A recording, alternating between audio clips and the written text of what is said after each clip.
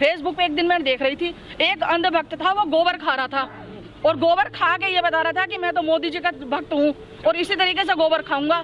मैं तो यूँ कहती, गोबर क्यों खा रहा है? गोबर भी तो किसान की गाय भैंस का ही है, छोड़ दे गोबर खाना भी। गोबर तो कोहिनूर से भी महंगा है, ये तो संबित पात्रा कहते हैं। किसी चीज से भी महंगा सही है तो किसान का, है तो किसान की गाय भैंस का ही।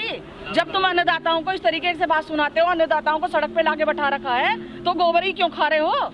छोड़ दो ना उसको भी, अन्न खाना भी छोड़ दो, गोबर खाना भी छोड़ दो। नहीं, दिल्ली पुलिस के ऊपर छोड़ो, चाहे किसी के ऊपर भी छोड़ो, हम हिंदुस्तानी है, ना खालिस्तानी, ना पाकिस्तानी, ना मऊवादी हैं।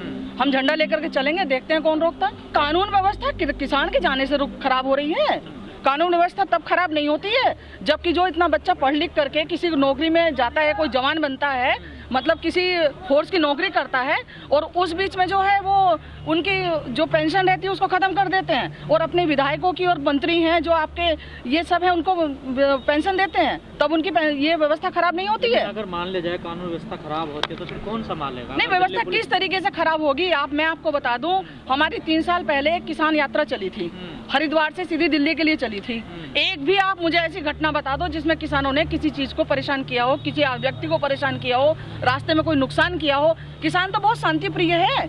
वो यहाँ पे अब आप एक बार बताओ, बैरिकेटर लगा रखे हैं, कोई किसान ने कोई उपद्रव किया है? उसी दिन से यहाँ बैठे हैं, आराम से बैठे हैं। कोर्ट भी शंका तो जता रही है ना कि सामाजिक तत्व। देखिए, शंका करने का कोई समाधान नहीं होता है। शंका तो कोई किसी के ऊपर भी कर ले, हम भी तो शंका कर रहे हैं, तभी तो हम यहाँ बैठे हुए हैं। सरकार पे हमें भरोसा नहीं है, हम भी शंका कर रहे हैं। देखिए, हमारी तैयारी पूरी जोर शोर से है, अपने किसान भाइयों से भी आगे रहेंगे। हमें परमिशन दे दो, हमारा ट्रैक्टर सबसे आगे चलेगा।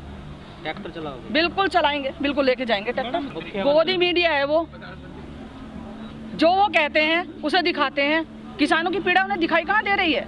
जो परेशान है वाकई में उनको दिखाई कहाँ दे रहा है? ये अन्नदाता जो यहाँ सड़क पे पड़े हैं, अपने मजे के लिए नहीं पड़े हैं। यहाँ इतनी ठंडी पड़ रही है, यूँ कहते थे ना 2-3 दिन रुक जाओ, 2-3 दिन के बाद भाग जाएंगे। ये कोई किराए के टट्टू नहीं है कि किराए से आए हुए हैं। इनके परेशानी है, इनके दिल में दर्द है, इस वजह से यहाँ सड़क पे पड़ा हुआ है। और नहीं तो कोई अगर ऐसा होता ना तो 4 दिन के बाद भाग गया होता यहाँ से। अगर वो गड्ढे खोदते हैं तो कम से कम बाहर वाले और हमारे दिल में ये तो पता लग जाएगा कि आज भी हम गुलाम हैं, आजाद नहीं हुए हैं।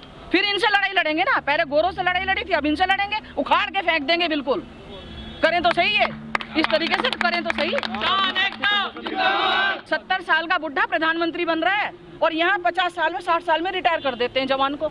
तुम घर बैठ जाओ, तुम काम करने के योग्य नहीं रहे। वो काम करने के योग्य हैं, वो देश चला सकते हैं।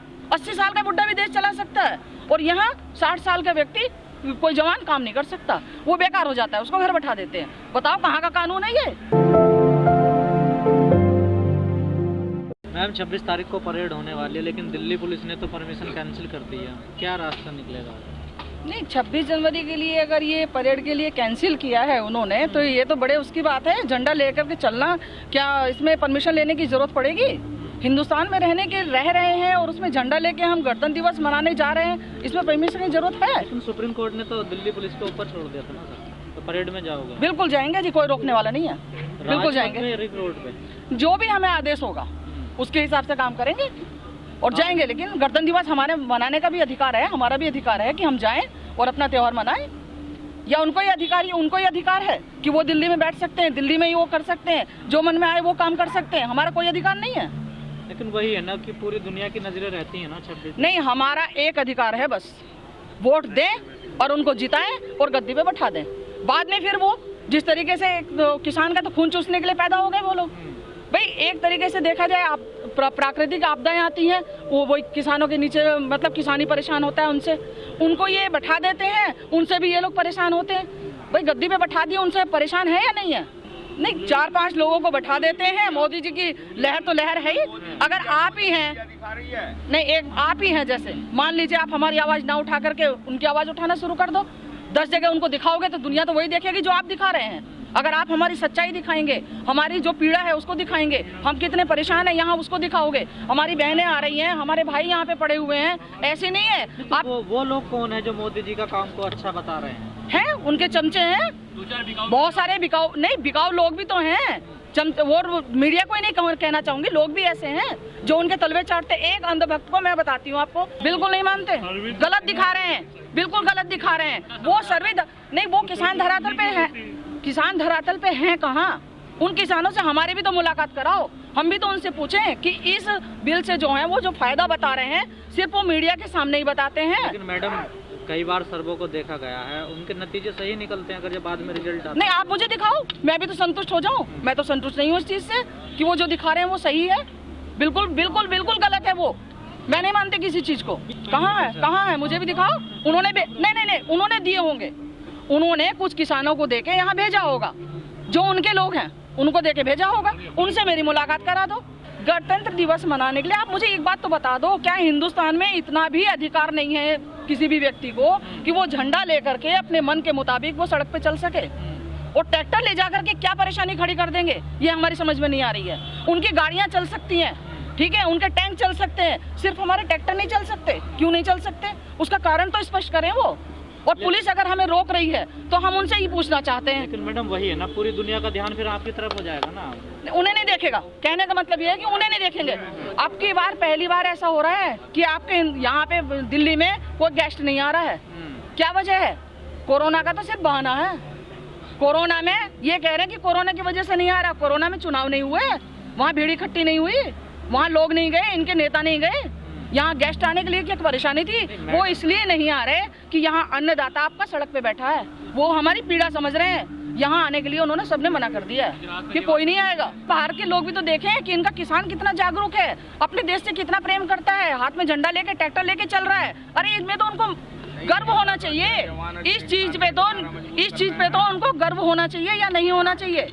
कोई विरोध नहीं है, कोई भी विरोध नहीं है। जय जवान जय किसान का नारा लगाते हैं। किसान भी हम हैं, जवान भी हम हैं, ट्रैक्टर लेके चलेंगे। शक्ति प्रदर्शन नहीं दिखा रहे, बिल्कुल भी नहीं दिखा रहे। प्रेम पूर्वक शांति पूर्वक जाएंगे। अगर ये हमें हमारे ऊपर शक्ति परीक्षण करेंगे तो उसका जवाब देंगे।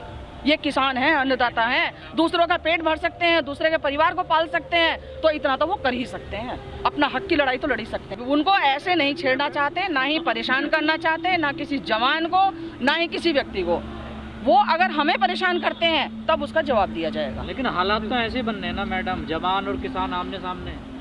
देखो, जवान हमारे ही भाई हैं, हमारे ही परिवारों से गए हुए हैं। उनके भाई या उनकी बहनें ही चलेंगी। ये जो ट्रैक्टर लेके चलेंगे उनके ही परिवार वाले चलेंगे। मैं नहीं मानती कि टकराव होगा, किसी तरीके का कोई टकराव नहीं होगा। इनके झूठे व्यक्तियों का क्या भरोसा? पहले भी तो कहा था। पहले आपको पता है जब मोदी जी यहाँ आए थे तो पेट्रोल के दाम बढ़े थे और बड़े उससे कह रहे थे ऐसी सरकार नहीं चाहिए भाइयों हमें जो पेट्रोल के दाम बढ़ा रही है। और हम जो ऐसी सरकार लाएंगे जहां आपके पेट्रोल के दाम नहीं बढ़ेंगे। दुनिया भर के वो दिखाए, युवाओं को दिखा दिया कि आपको जो है 2 करोड़ रोजगार देंगे, दे दिए। हमारे युवा सब नौकरी कर रहे हैं, संपन्न हो गए हैं। अरे युवा तो डिग्रियां लेकर के सड़कों पे घूम रहे हैं, पकोड़े तल रहे हैं। आप देखो ना, और मेरे ख्याल से आप भी पोस्ट ग्रेजुएट हो गए या ग्रेजुएशन की होगी, और आप देखो अपनी हालत देख लो और दूसरे युवाओं की हालत देख लो। आज क्या है देश में, पढ़ लिख करके जा रहे हैं और इनके नेता अनपढ़ हैं। अनपढ़ होने के बावजूद भी ना तो आयु की कोई सीमा है, 70 साल का बुढ़ा प्रधानमंत्री बन रहा है। एक मिनट मेरी बात सुन लो अब आप। अच्छा, लड़ाई के लिए चलो मैंने मान लिया कि लड़ाई के लिए वह उसको तैयार किया जाता है। ये जो ऑफिस में बाबू बैठते हैं, क्लर्क बैठते हैं, इनकी क्या है जी? ये कौन सा युद्ध करते हैं वहाँ पे? समझाओ मुझे। वहाँ भी आयु एक सीमा होती है, एक सीमा रखी गई है, तो उनकी क्यों नहीं रखी? उनके लिए सिस्टम कहाँ चला गया? एजुकेशन का सिस्टम कहाँ चला गया? एज का सिस्टम कहाँ चला गया? 60 साल से ऊपर का आदमी राजनीति नहीं होना चाहिए, बिल्कुल नहीं होना चाहिए। बताओ आप लोग सभी बता दो, होना चाहिए? बिल्कुल भी नहीं होना चाहिए। एक आयु की सीमा होनी चाहिए। दूसरी बात, उसके एजुकेशन की सीमा होनी चाहिए कि हाँ कुछ पढ़ा लिखा है नहीं है। कोई भी कह दे कि हाँ बुढ़ा व्यक्ति कर सकता है तो हम मान लेंगे इस बात। ये तो वही बता सकते हैं, तो वही बात बताओ ना। हम भी तो पूछना चाहते हैं कि क्यों लीक हो रही है, किस लिए इस तरीके की बातें चल रही हैं। नहीं तो पनाह दी गई है, पनाह दी गई है। अरे मुझसे क्यों कहलवा रहे हो? यहाँ बैठे हैं, सब जानते हैं कौन पनाह दे रहा है, कौन। अभी ये रागिनी तिवारी थी, किसने पनाह दी थी बताओ? इतना बड़ा दंगा करा दिया था, कुछ भी तो नहीं हुआ था, एक FIR भी नहीं हुई थी, किसी ने टच भी नहीं किया था, किसी ने टच भी नहीं किया था उसको।